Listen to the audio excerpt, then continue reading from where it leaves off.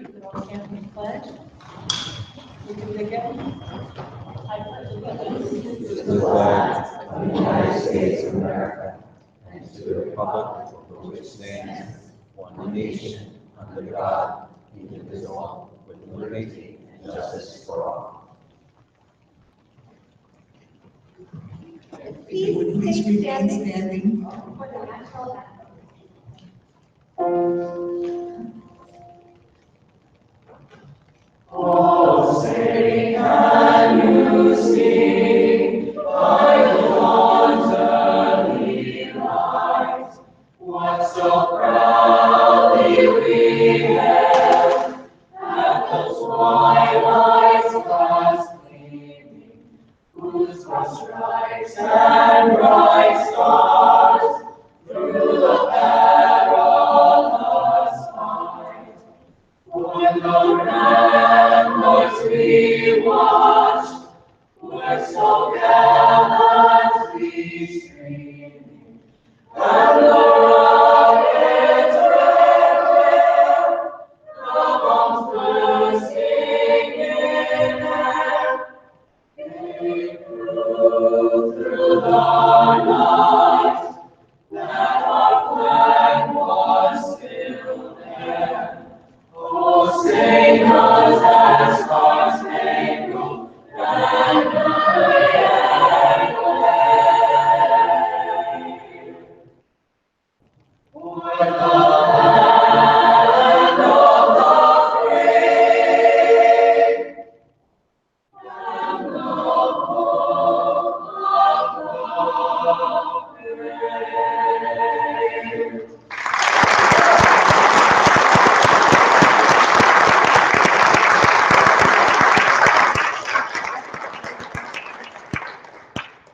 If we could remain standing, I'm sorry.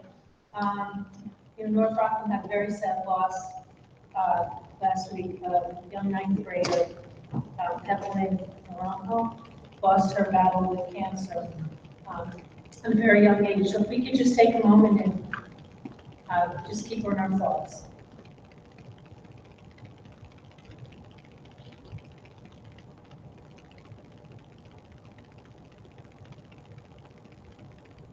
Thank you.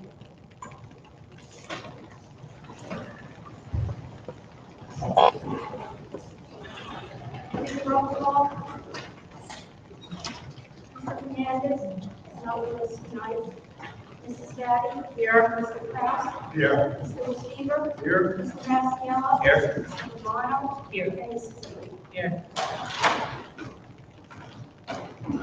Board member reports? May I? Yes. I just would like to remind everyone that Friday, October 20th is the North Rockland High School PTSA's Pocketbook Bingo. If you've never gone, you really need to go because we actually have a blast. The doors open at 6:30 p.m. You can bring your own snacks. I will remind you, no alcoholic beverages are allowed on school property.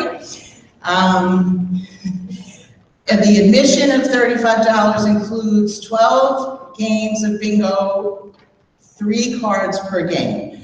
And there are raffles throughout the evening. It's a really fun night. If you're interested in tickets, please contact your PTA president. Thank you.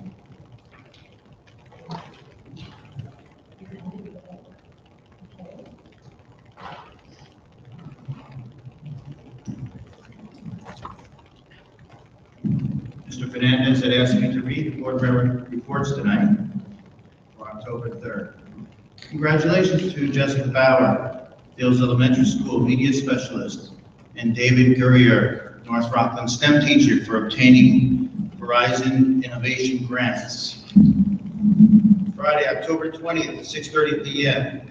at North Rockland High School, the PTSA presents Pocket Bingo. All are welcome.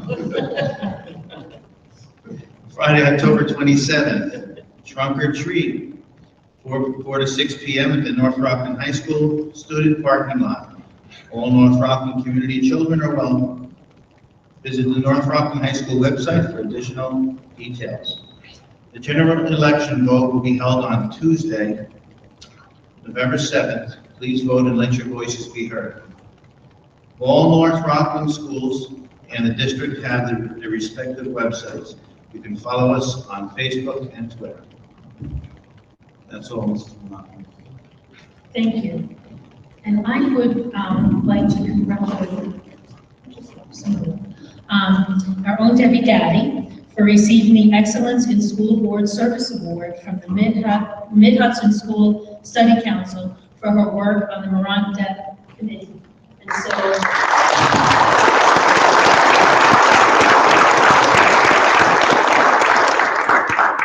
we're all very proud of you, and we're very appreciative of all the work that you do on behalf of all of our kids and every resident in this district. Also, Maureen Muskoff also received an Excellence Award for her work, also with the PTA and the Morant. So we would like to also thank her, even though she's not with us tonight, but congratulations.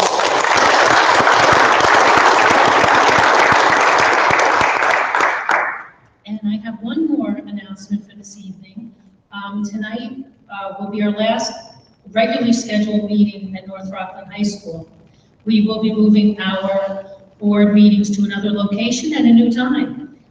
We will be meeting regularly at Fieldstone Middle School at 7 p.m., same first Tuesday of every month. There usually is one meeting a year where we'll have to be at the high school for when Fieldstone is doing their play, but we will be meeting 7 o'clock, first Tuesday of the month at Fieldstone going forward. So the first one will be our November board meeting.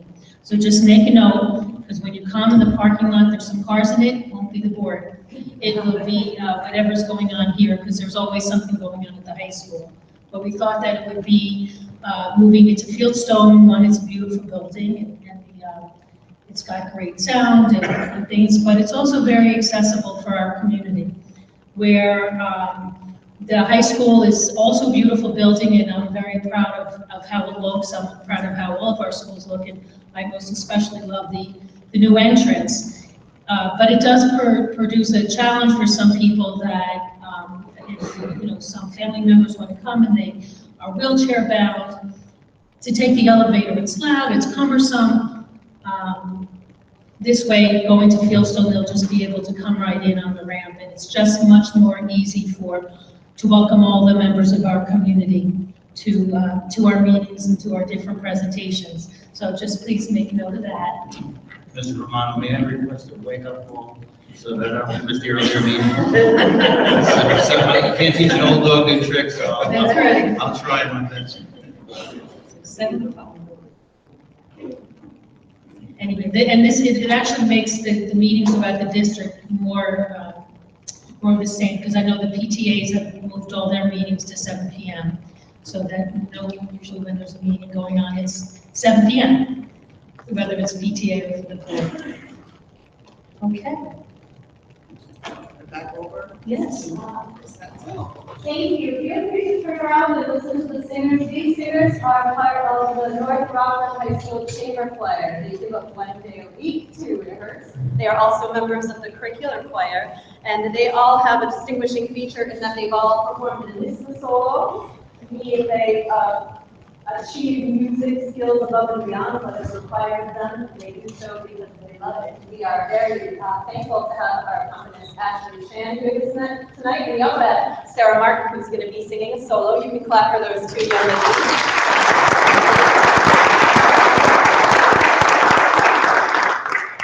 And the song that the students have chosen for you this evening is a song of inclusion, love, and peace. And we offer this to our whole community here in North Rockland, throughout the world, throughout our country. And although the title is called "The Lord Bless You and Keep You," we sing it, "May love bless you and keep you," with an inclusive message.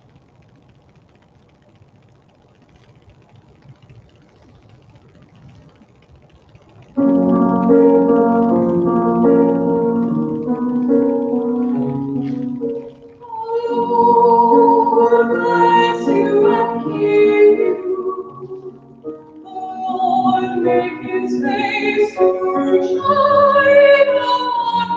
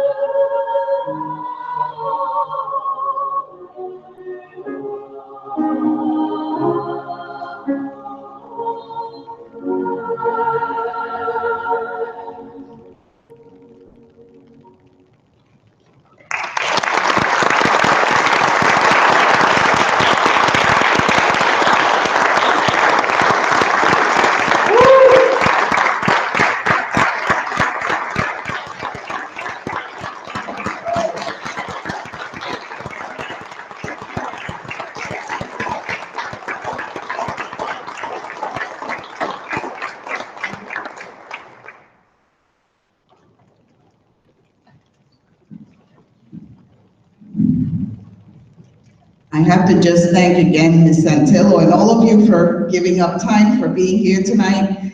And the audience should know we have such a dedicated music department, both teachers and students.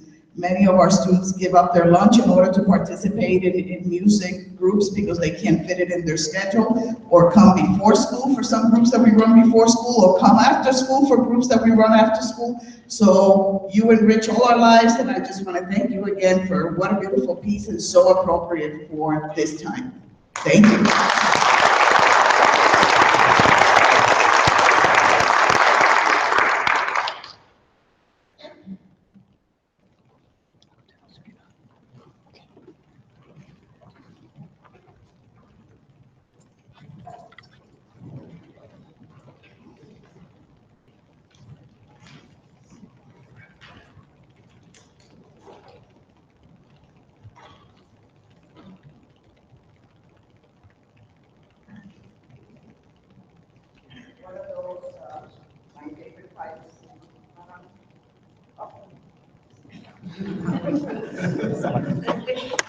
Okay. One of those favorite meetings of ours. We always start with some music, and then we have some academic recognitions tonight. It's too early in the season though for sports recognitions, but we'll be getting to those soon. But if I could have Gary or Nita come up. And Mr. Solo, you're here. You might as well come up and congratulate your students too. And Mrs. Manini, I know she didn't want me to call her out, but the PTA is such a partner with us in this too. Every year we have a summer reading challenge, and it's based around really just getting kids to enjoy the wonder that reading is and how it enriches our lives. So we don't have a lot of big assignments that go around it or a lot of mandated readings, but we encourage them to read what they love and what enriches them. So we have tonight our winners of our reading challenge. They do have to turn in a lot to substantiate what they have read in the summer. So I'm going to turn it over to Mr. Armida, our English department coordinator, to congratulate our students tonight.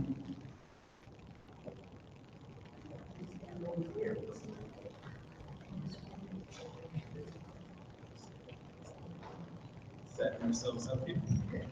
Hello, everyone.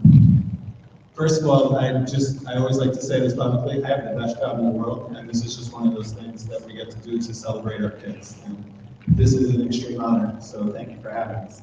For 7th grade, We'd like to recognize Madalena Roviella. Please come on up. Last night is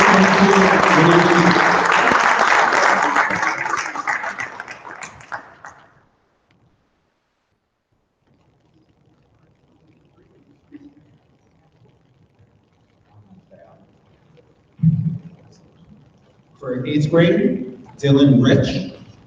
Mr. Zola will accept Dylan's award on his behalf.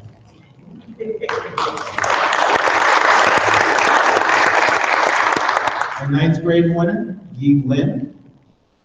I guess I'll accept this.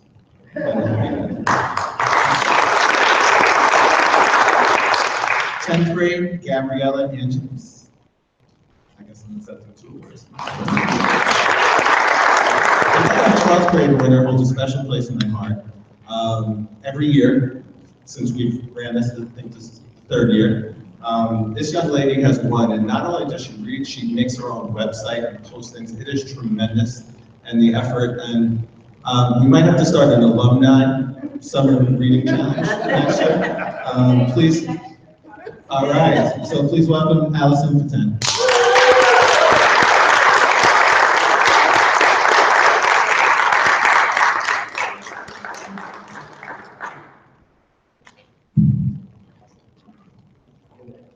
And before we take the picture, Mrs. Murphy, please come up. Natalie is an English teacher who came to support her, so thanks for coming.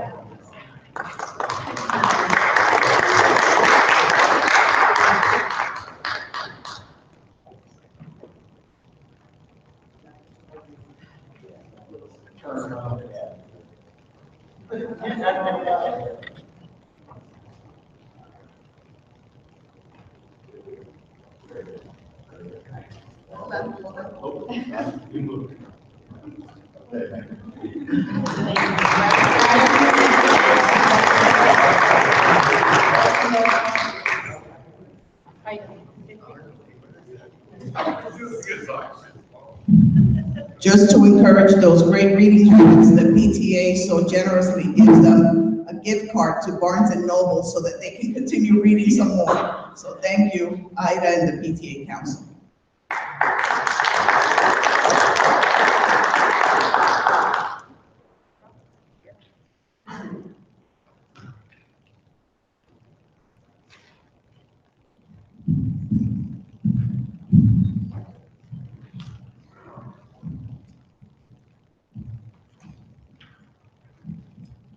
So tonight I'm going to talk to you a little bit about homework, and I think all of us, whether you're a student, whether you're a parent, board member, former student, we've all have some feelings about homework, whether they're good, whether they're bad, or whether they're indifferent. But here in North Rockland, really thought it was time to start looking at homework, or we're going to call it tonight home learning, because that's really what it is. It should be an extension of what goes on in the classroom. It should support what goes on in the classroom. And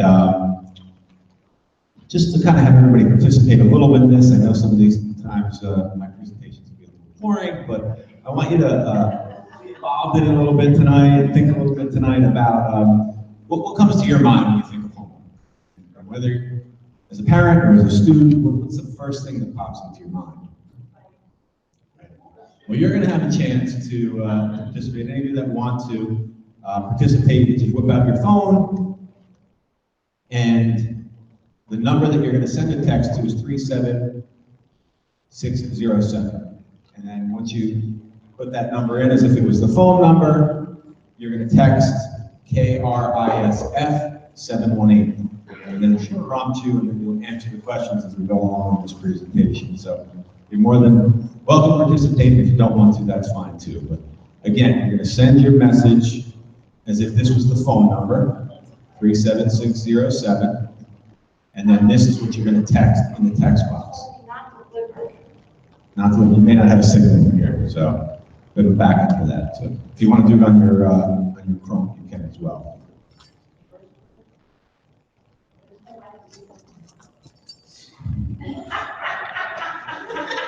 It's up here as well. 37607. So what do you think of? What are some of the words you think of? Stress. Stressful, that's one of them. times would you put?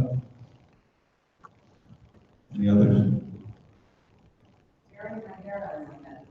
Boring, long, helpful, compliance,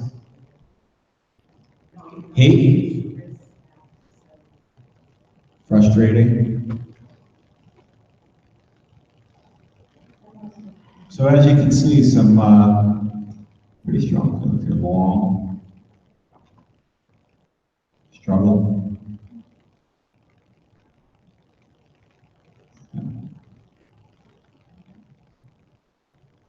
You've gotten it.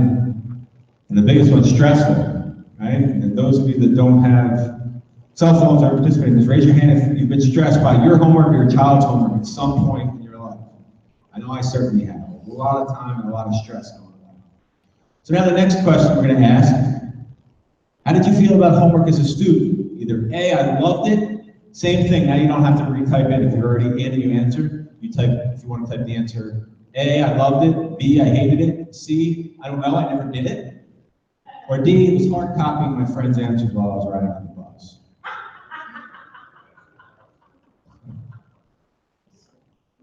Yeah, I'd probably agree, I'd probably fell in there somewhere.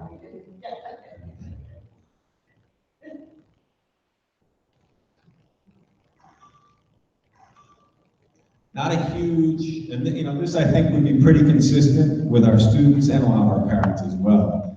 That piece of a lot of people don't have a lot of love for homework. It's kind of a necessary evil, people see it as. Next question. Have you ever helped your child with their homework? Yes or no? And if you think it's yes, you text A. If you think it's no, you text B.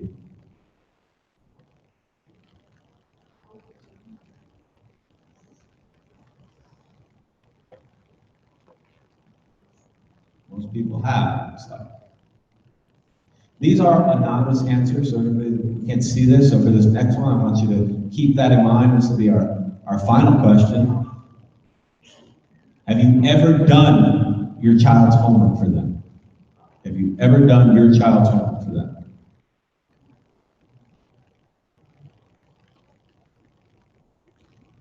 And again, it's anonymous.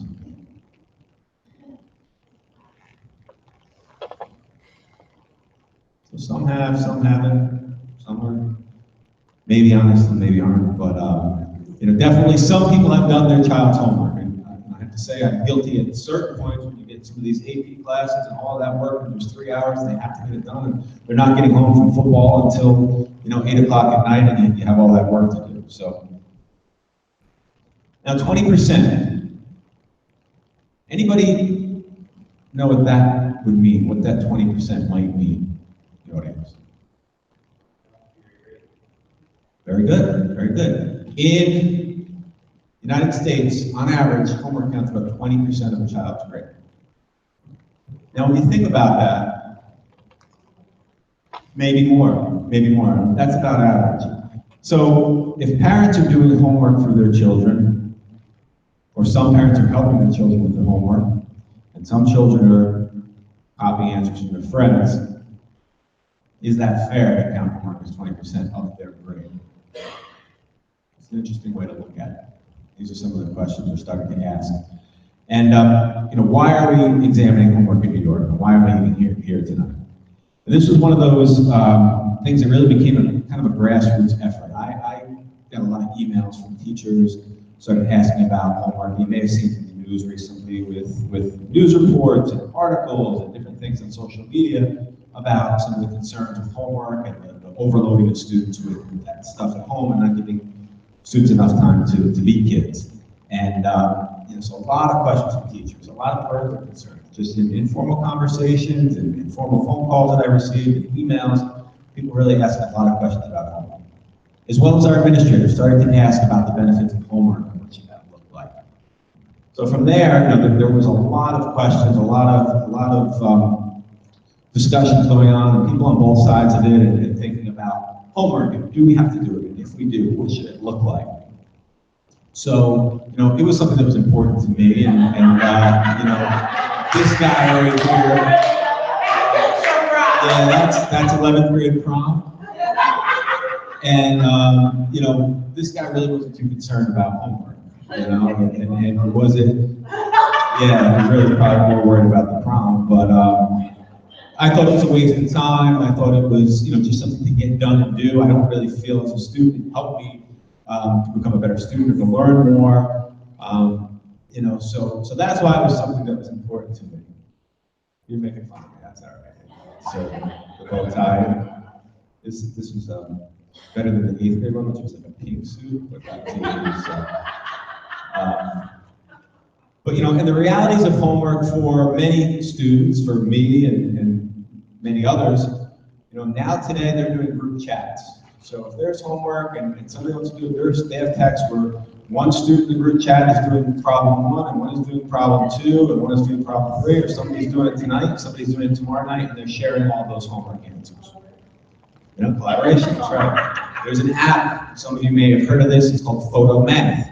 You take a picture of a math problem and it solves it for you. It gives you the steps on how to solve it. Oh, there's an app for So, everything. yeah, there is. And math app, Alexa, I've seen kids in elementary school, there's a commercial out there, I have a couple of things where you're not that one, but a kid is sitting there and asking Alexa the answer to homework. What is 7 times 7? And Alexa gives the answer. You know, what year did Christopher Columbus discover America? You know, answering all those questions. You know, so it gets us to the point of what should homework be about? You know, if we can just ask Alexa, we can just regurgitate information, or we can just copy things in full sentences out of the textbook, is that really beneficial to students? And is it worth the time they're giving up with their families, the time they're giving up playing, the time they're giving up with their grandparents or their parents or their friends and those interactions? And those are some of the things that we want to look at. And, you know, the reality is many parents are doing their homework.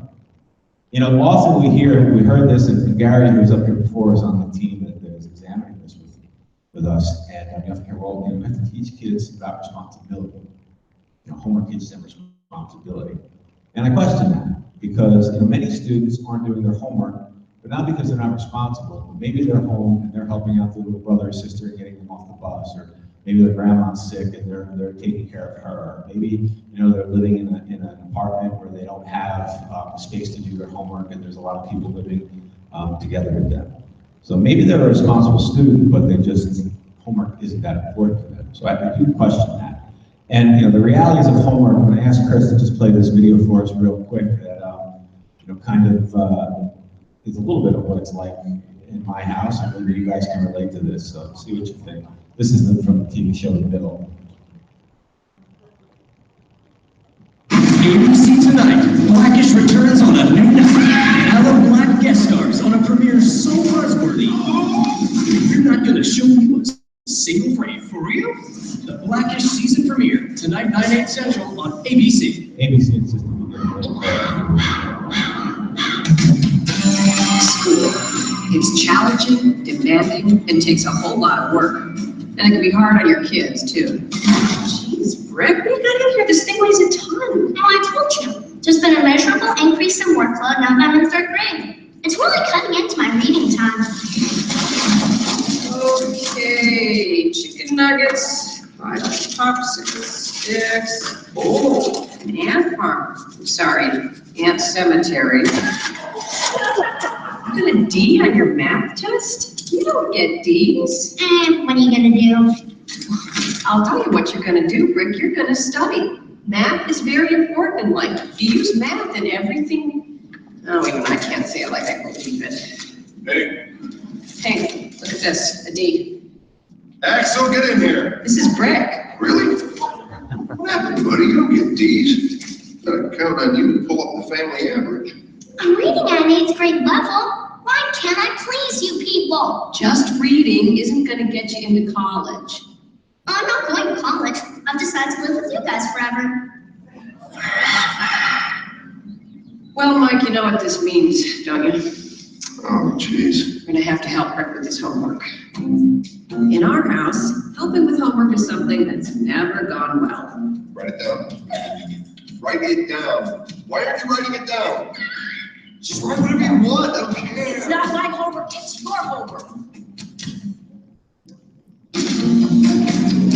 Well, this time we're just gonna have to make it fun. Write it down. Write it down. Why aren't you writing it down? That's not how Miss Rinsky told us to do it. Well, how did she say to do it then? I don't know. Just supposed to show our work. You didn't do any work, I did. You show her a picture of me. Are you sure there's not some other instructions that were sent home or something you might have lost? Oh yeah, you know what? There is. There's a big old pack of instructions with all the answers to everything we ever want to know, and I've been hiding it from you. Well, come get them. So maybe you can relate a little bit to that video at times, the stress of homework. But let's go on to our next one. Thanks, me, Chris. That'd be great.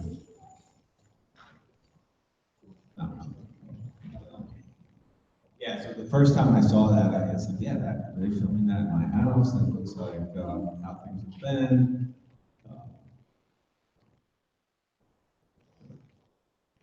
And then, yeah, so here's just one other video. Many of you have heard of Finland and how great the education system is in Finland, and we should be copying what they're doing, and how their scores have gone up and across the country. And this is a documentary that Michael Moore did, so I know sometimes he can be a little off-putting, but we'll watch the first few minutes of this because it is pretty interesting. It has a little bit of take on it. So Chris, if you can play that one for us as well.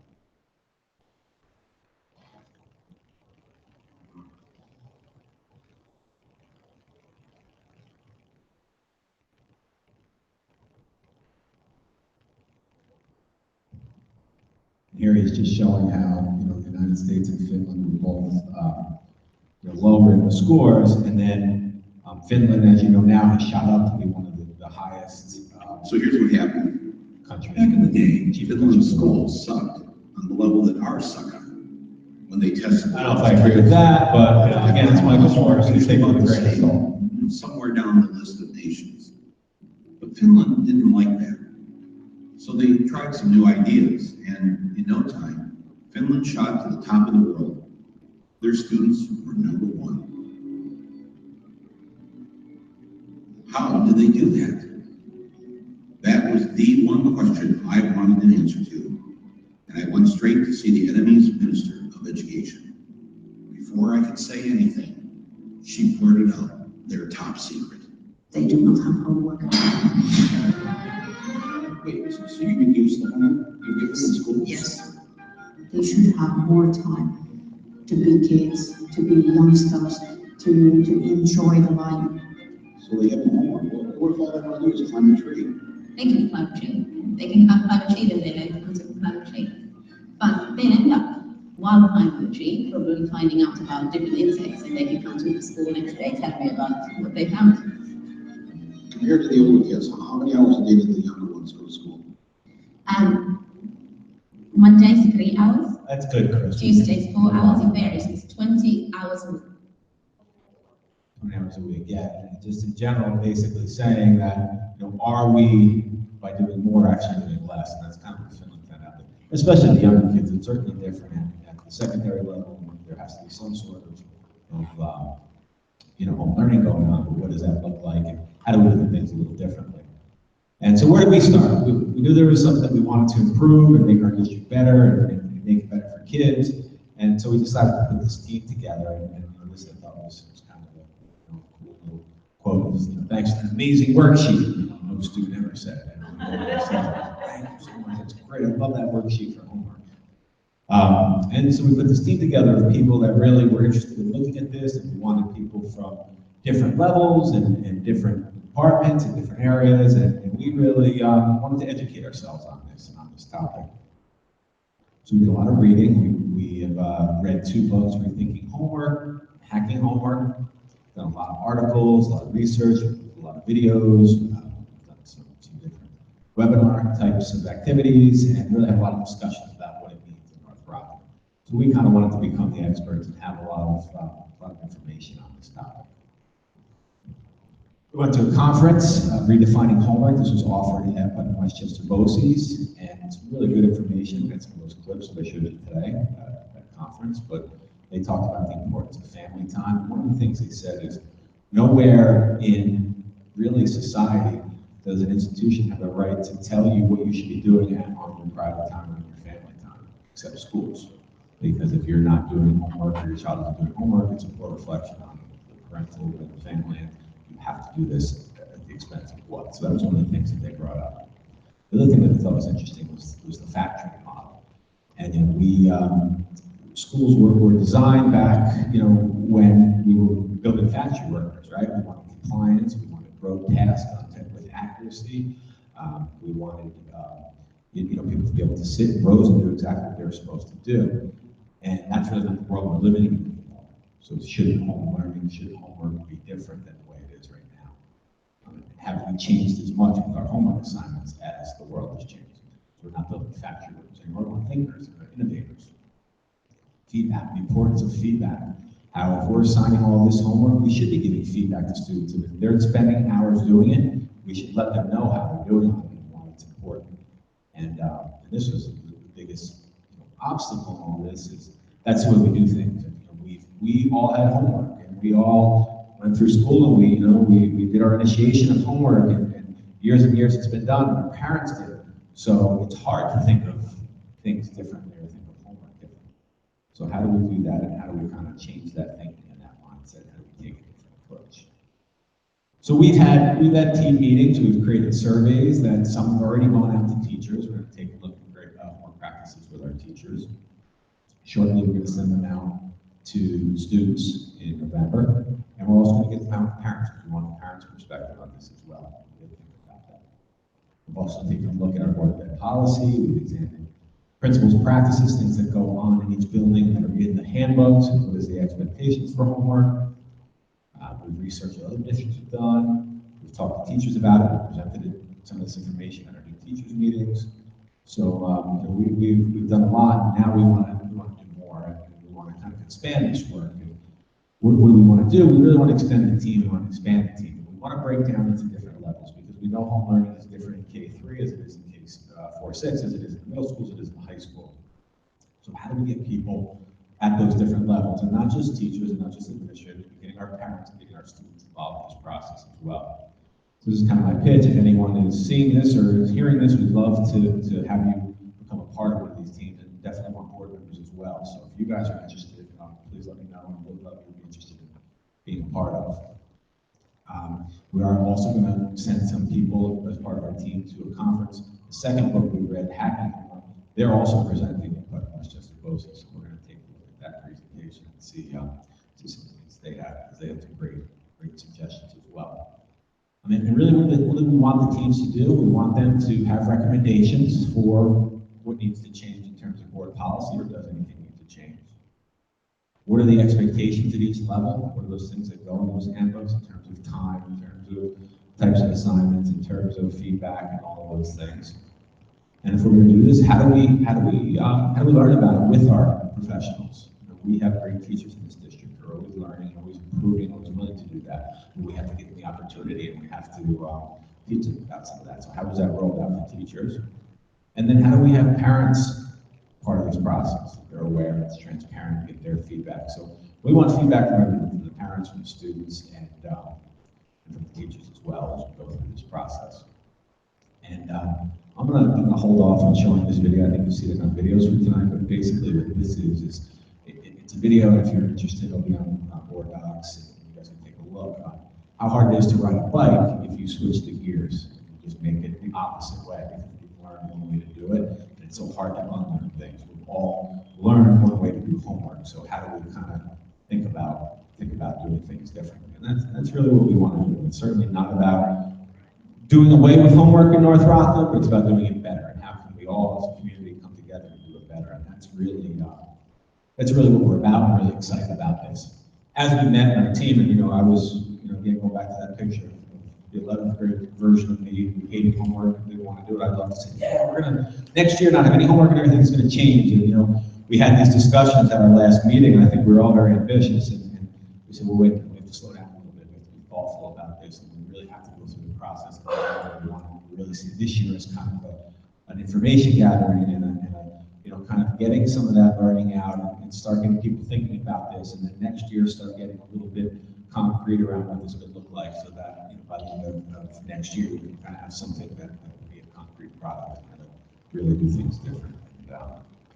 So it's work we're pretty excited about. We know it's hard work, and we know it's difficult, somewhat controversial, and people said, why do you want to tackle this? Like, you're not going to make any friends doing this. And, you know, I said today, and I didn't, you know, get Gary and Anthony were there, because I want to make North Rockland a better place for kids, and I think this will really do it if we really get thoughtful about it. And that's the only reason why.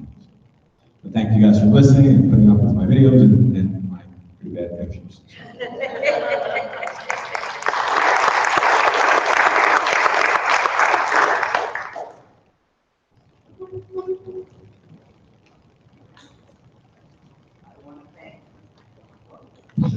Chris and the committee that's working so hard on this, and Chris, I don't think anybody could accuse you of ever doing a boring presentation.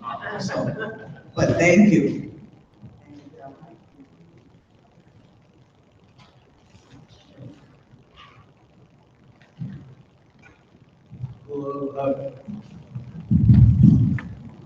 I just want to introduce our CPA auditor by the group. At the end of our fiscal years, June 30th, 17, annually every school district has to have a district-wide audit. It looks at your general fund, federal funds, capital funds, T&A funds, school lunch funds, extracurricular funds, and to make sure that all is in line and is done by board policy and all ends up in a plus. So as of June 30th, the process starts early in June. We have a group of auditors from the Bonadeo group come to our offices for about 3 or 4 days, 2 or 3 auditors, and they come and do preliminary work, and then they come like the 2nd and 3rd week of August, and we have the pleasure of having them for a full week. Jamie Cody's here to talk to the board and let them know the results of this year's audit, which I'm happy to say, I'll say, we turned out pretty good this year, and as we have in the past. So, Jamie? Thank you, Mike.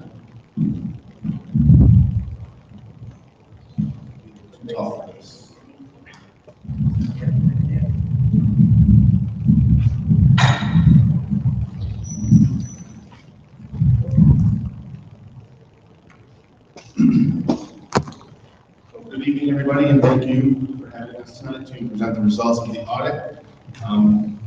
Everyone up here, you have a packet. Unfortunately, it's not as slick as that last presentation we just saw. That was impressive, at least the beginning part especially. Text. You don't want to see that. So a couple weeks ago, we met with the audit committee and we presented a detailed presentation of the results of the audit. Tonight, I will provide an executive summary of the audit. On the sheet in front of you here, just to quickly talk about the deliverables. We did an audit of the financial statements of the district. We also did an audit of your federal awards that were expended. And we did an audit of the extra classroom financial statements. The summary of the audit results, first on the annual audit, we have an obligation, because we do the audit under government auditing standards, to report whether there was any deficiencies in internal control. We noted no material weaknesses, nor did we note any significant deficiencies in your internal control or financial reporting. We were happy to report that we provided an unmodified opinion on all of the district's major funds and our opinion units. That's the highest level of assurance that a CPA firm can give on financial statements. We did not have any difficulties in performing our audit, and everything actually went very smoothly this year. I will quickly now go through some financial highlights, focusing on some of the things that happened during the year. Everyone's focus is really on the general fund. So I'd like to report that the general fund's fund balance is $56.1 million. Of that total, you have reserved $32 million of that for specific purposes, such as tax certiorari's, employee benefits, and workers' comp reserves and other things of that nature. Those are all promulgated by state law and approved by the board each year. You also have $7 million reserved for encumbrances, which are basically purchase orders that have not yet been executed upon. You also appropriated $8 million for next year's budget. And you ended the year with $8.6 million in unassigned fund balance, which I'm happy to report is 4% of your 2017-18 budget, which the budget was $216.6 million. That is the first time, and the 4% is a state law that says that school districts must maintain their fund balances at 4% or less. This is the first time in many years that you have been able to do that because of some, I guess, strategic planning that you've been doing for a number of years. So that was good news. On the general fund budget this year, very positive results, $6.7 million over budget on revenue and $13 million under budget on expenditures. And that actually, on an actual basis, you were $7.3 million. You had more revenue than expenditures on an actual basis, which, if you look, you returned $8 million or more than that back to the taxpayers next year as part of the next year's budget. Also, another highlight for the year is you did sell a building, one of your buildings that was idle capacity, for $1.4 million, and that money was reserved for future years so that you can do as, I guess, what you want to do is in terms of not allowing, you can use it for budgetary purposes in future years to lessen the impact of unexpected costs. You did have little capital activity this year. You didn't have much capital projects. On a debt perspective and other long-term liabilities, you issued no debt. You made all your scheduled payments of principal and interest, and your other post-employment benefit liability increased by $5 million. And that's the amount of promises that you've made to retirees to pay their health care on retirement. So that liability is a very large number and continues to grow each year. So that is the highlights for the year. If there's any questions on that, if not, we'll move on to the next agenda item, which is the federal awards audit. This year, we audited, each year, for those who don't know, we have to do a risk assessment of all the federal awards and programs that are above $750 million, which I believe you have 3 or 4 of, have to be audited once every 3 years at a minimum. This year, we chose as the high-risk program the child nutrition cluster, and we audited that program. And we noted no findings, compliance findings related to that. We issued an unmodified opinion, which is the highest level of assurance on compliance we can provide. And we noted no material weaknesses or significant deficiencies over your processes related to compliance. And because of your strong management of these federal programs and your financial statements, you are considered to be a low-risk auditee in the view of the federal government. The last item that we did was the audit of actual classroom financial statements. Here we provided a qualified opinion on that those financial statements, and that has to do with the completeness of the amounts that were received in revenue. Because of the nature of the programs, it's hard for us to actually make sure that all revenues were deposited in the bank account. And that we're saying that that wasn't done. It's just we are not able to provide sufficient evidence in order to conclude on that. So that is the presentation for this year. Is there any questions? Do we stand out because our extra classroom activities as a district was a qualified opinion? No, I would say over 90% of all districts have that qualification, if not more than 90%. And it's just because of the nature of auditing standards and our ability to execute on those standards. Thank you. Any further questions? Thank you. Have a good night. Thank you. Thank you.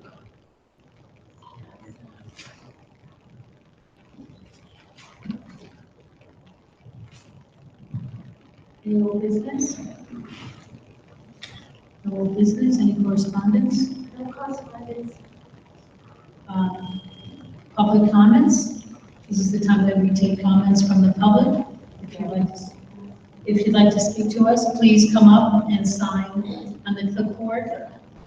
When you speak, tell us your name and where you're from. And you have a 3-minute time limit, and please be respectful.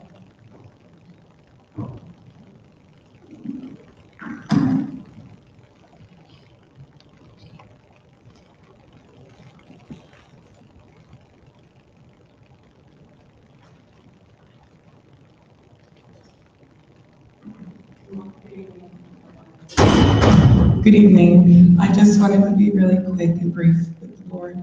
I have two. If you could tell us your name and where you're from. Oh, excuse me. My name is Deirdre Bandon.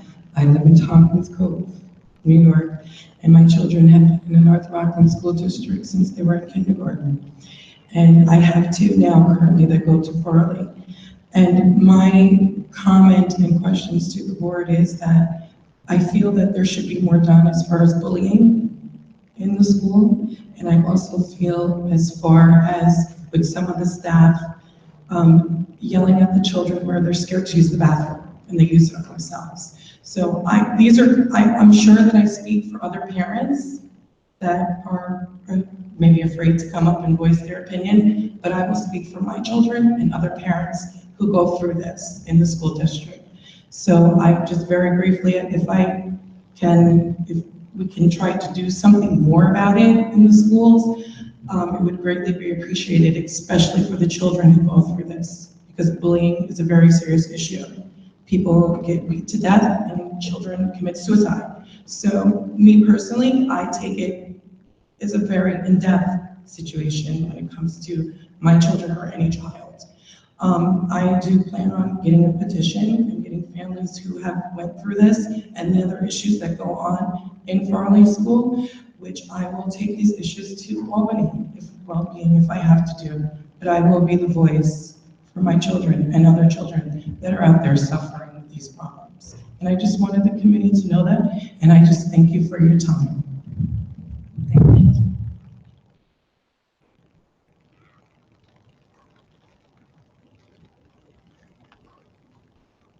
Does anyone else know that?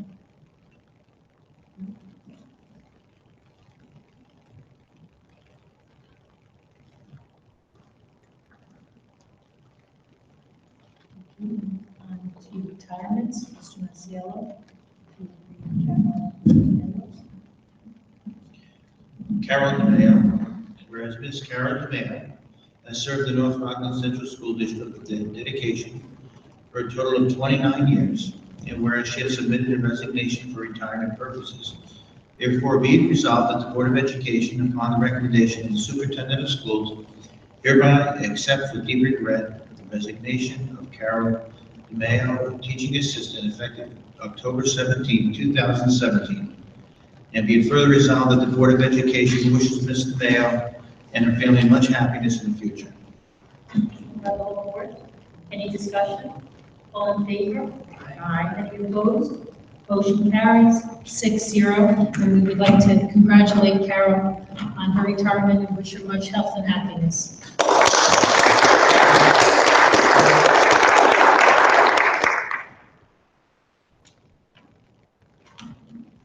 Now move on to the consent agenda. Use of the consent agenda permits the Board of Education to make more effective use of time by adopting a single motion to cover those relatively routine matters which are included. Any member of the board who wishes to discuss individually a particular piece of business on the consent agenda may so indicate, and that item will be transferred to the regular agenda for consideration and a separate vote, thus preserving the right of all board members to be heard on the issue. We have a motion, Mr. LaFever, second by Mr. Maciello. All in favor? Aye. Any opposed? Motion carries 6-0. If you've been appointed this evening, if you could stand up and introduce yourself and tell us where you'll be. Hello, I'm Jennifer Sharon. I'll be at North Rockland High School for special education. Congratulations.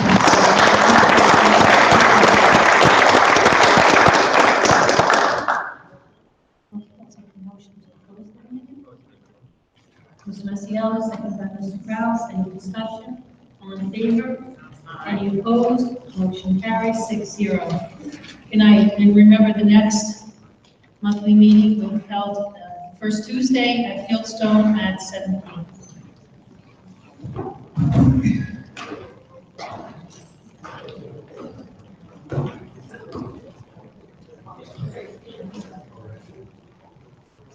Thank you.